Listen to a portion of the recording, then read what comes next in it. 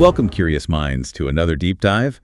Today, we're inviting you into, well, a world of paradox and poetry, where ancient empires seem to rise right from the dust of myth and deserts cradle these incredibly vibrant cultures. Yeah. Get ready, because we're embarking on a journey into Iran, a land that has, truly shaped human civilization. Absolutely. And our mission for this deep dive really is to guide you through this rich tapestry of culture, history, and importantly, spiritual vision. Right. We'll be looking at Iran's past, its present, and also the future that's envisioned for it. It's a journey to understand how a place shaped by both, calamity and creativity has given so much to humanity. And it's going to be an incredible journey, I think. I've pulled out some just truly fascinating threads from our sources, and I'm really eager for you to help us weave them together. Let's do it. We're going to unpack how millennia of diverse influences forged this unique national identity, explore a really complex spiritual landscape, feast our eyes on, well, breathtaking artistry, and even discover some surprising kind of daily customs. And what's really striking, to me anyway, is how Iran's historical role, as a bridge between East and West, well, it might actually position it as a beacon of hope and peace, maybe in a new era of global integration. That's certainly the potential we see hinted at. Maybe to start, let's look at how Iran's incredible diversity actually came about. Okay. Our sources tell us that Iran's ethnic and cultural tapestry is really the result of millennia of migrations, conquests, and spiritual ferment. Right. The sheer breadth of groups that have contributed to this melting pot is quite remarkable. I see that here. We're talking about groups like the Elamites, the Medes, Persians, Kurds, Azeris, Lurs, Arabs, Balak, Turkmen. The list goes on. Exactly. And each one brought its own unique language, customs, its own worldview. So, okay, with such a multitude of, really distinct groups, how did Iran historically manage to forge a single national identity? How did it avoid just fragmenting? Yeah, that's a crucial question. And despite this incredible diversity, Iran has cultivated this coherent national identity. Persian or Farsi, it serves as a unifying language. And shared traditions like Nowruz, the Persian New Year, and this deep, deep reverence for poetry and hospitality. Yeah. These really bind the people together. So things people share across those different groups. Precisely. This model of unity and diversity, where each group keeps its cultural richness but also contributes to a shared civic identity, it's not just an ideal. Their sources show it's actually been a practical survival mechanism. That's a powerful insight. So this isn't just like theoretical coexistence. It's a tested method for building strength. Are there specific examples, maybe from the sources, of how this unity and diversity has been, challenged or particularly strengthened over time? Indeed. During periods of external pressure, for instance, this shared civic identity allowed quite disparate groups to sort of coalesce. Right. It demonstrates how internal cohesion can actually be a source of strength. Not fragility, especially in a truly diverse society. It ends up being a powerful metaphor, perhaps, for global coexistence. That makes perfect sense. Given this rich tapestry of cultures, then, I imagine Iran's spiritual journey must be equally layered, right? Complex. Precisely, yeah. That brings us neatly to its complex spiritual history, which, as our sources describe it, is really a journey through, well, light and shadow. It's striking how many deep spiritual roots Iran has. Zoroastrianism, for instance. One of the world's oldest monotheistic religions. Absolutely foundational. It introduced these profound ideas like ethical dualism, the concept of free will, things that really resonated across cultures. Big ideas. And then, of course, Islam became the dominant faith after the 7th century. And later, Iran adopted Twelver Shahidism as its state religion under the Safavids. And just to maybe clarify that for listeners, Twelver Shahidism is it's a major branch of Islam. It's characterized by its reverence for 12 specific holy imams who followed Prophet Muhammad. It's a distinct spiritual and political lineage that, well, profoundly shaped Iran's identity. Okay, thank you. That's helpful context. And beyond these, Judaism, Christianity, and the Baha'i faith have also significantly shaped Iran's spiritual landscape. Right. But this complex interplay, it shows how religion has often been a kind of double-edged sword. How so? Well, it's inspired incredible art, ethics, even resistance to oppression. But sadly, it has also been used at times to justify exclusion and control. That dual nature of faith. Yeah, that's a really critical takeaway. But it's in this very context, isn't it, that the Baha'i Writings emerged? Exactly. These writings, from a global religion founded in 19th century Persia, They offer a truly different vision, it seems, one of spiritual unity, justice, global peace. Yes, a vision explicitly designed to transcend that sectarianism.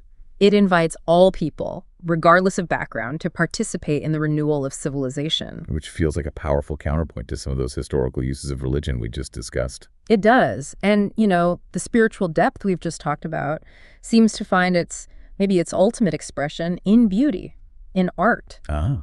So let's talk about Iran's artistic legacy. It's truly among the richest in the world. It is, in essence, a civilization of artistry and, aesthetic genius. Oh, it certainly is. I mean, just think about carpet weaving, Icon. where each region produces these distinct designs, and they often symbolize gardens or cosmology or even lines of poetry woven right in. Incredible detail. Or miniature painting. These aren't just pictures. They're like jewel-like illustrations of epic tales and mystic visions. So intricate. Yeah. And then there's the poetry. Oh, my goodness. We're talking giants like Ferdowsi, Shahnameh, Rumi, Hafez, Saadi. Household names, even globally now. Right. Persian poetry isn't just words. It feels like a spiritual and philosophical treasure chest. And what really stands out to me is how this artistic expression, it goes beyond even those well-known forms. You have calligraphy, tile work, metal work, architecture. Everywhere you look, almost. Exactly. They all reflect a culture where beauty isn't merely, decorative. It's treated as a profound form of worship. Okay, so how does that profound connection between beauty and the divine, how does that actually manifest in the daily lives of Iranians? Does it shape how they interact with their world? Well, our sources suggest that Iranian art is seen as more than just, something pretty to look at. Right. It's considered a language of the soul, a mirror of metaphysical truths, a bridge between the visible and the invisible. Wow. So this connection means beauty is sort of woven into their everyday experiences, from the patterns on a dish they eat from to the verses of poetry they might quote in conversation. It's like an ever-present reminder of a deeper reality. That's beautiful. So moving from that grand scale of art and history, let's maybe explore how Iranian daily life is shaped by ritual, resilience, relational depth. Yes. These are the human elements, right? The things that truly bring a culture to life. This is where we get into some really specific and interesting customs. Our sources emphasize that family and hospitality are just central pillars of daily life. That seems common in many cultures, but then there's tear-off. Tear-off, yes. This fascinating ritual of offering and declining.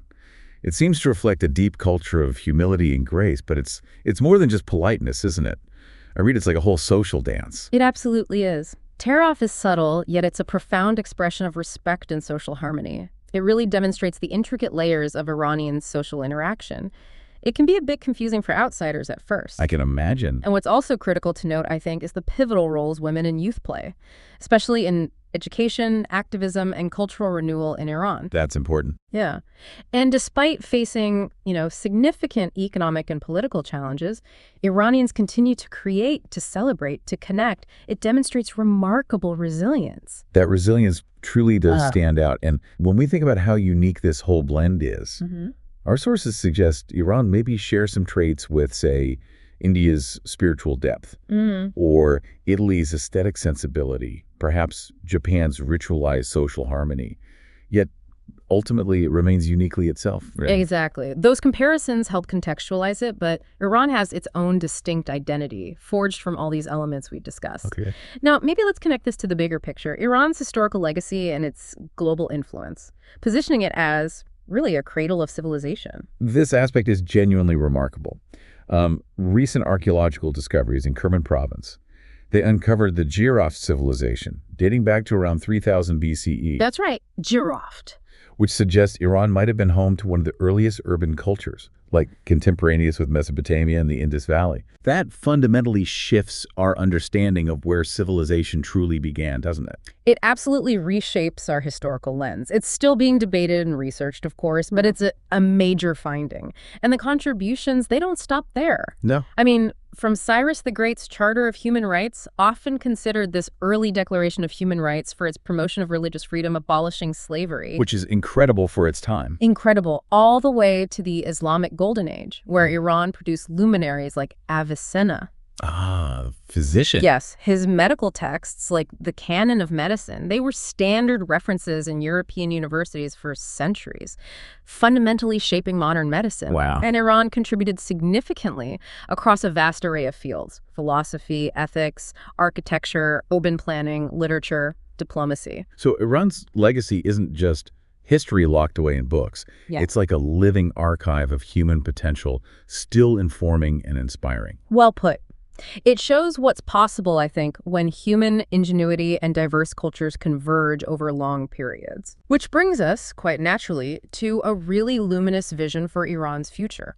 One found specifically in the Bahá'í Writings. Okay. Abdul Baha, who was a central figure in the Baha'i faith, stated quite clearly, "The future of Iran is of the utmost greatness, majesty, and glory. Know of a certainty," he said, "that it will make such a progress as to dazzle the eyes of the mighty and the learned throughout the world."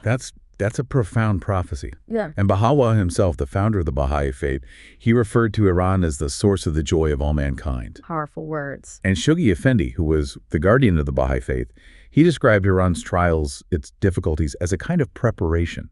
A preparation for a profound spiritual renaissance. It really frames the challenges Iran has faced not as like an endpoint, but maybe as a crucible for something far greater. Exactly. It reframes suffering and difficulty as potentially transformative.